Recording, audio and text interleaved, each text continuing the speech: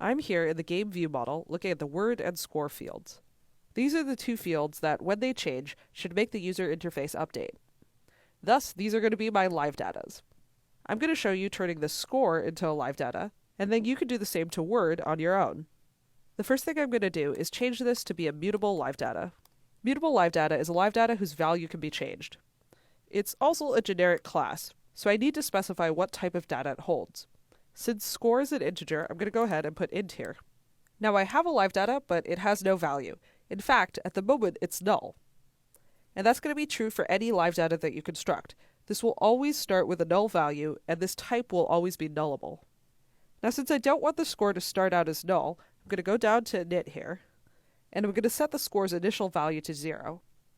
To do this, we call setValue on our live data. So I'm going to take my live data score, and in Kotlin, instead of calling setValue, I could just put value, and set that equal to 0. Now if I scroll down, I see that in onSkip and onCorrect, I've got some code that no longer compiles.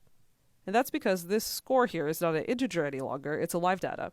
So instead, I can replace this with something like score.value is equal to score.value minus 1. Now this is still unhappy because when I first create the live data, the value it holds is null. So even though I know that at this point the value's been initialized, I still need to deal with the fact that score.value is a nullable type. Therefore, I can go ahead here and add a null check, and then instead of having minus 1, I can call the minus method, passing in 1, which is basically the same as subtracting 1, but with null safety. I'm going to do something very similar for onCorrect, but instead of having minus here, add plus 1 to the score. Now I have a live data for score, and I'm updating its value appropriately. So next, I'm going to set up the observer relationship. That's going to be done in the game fragment, and I want to do it in the onCreateView method. So I'm going to scroll down, and then right about here, I'm going to set up that observer relationship. So first things first, I need a reference to my live data. So I'm going to get my view model, because that's where my live data is, and I'm going to get the score from there, which again is a mutable live data right now.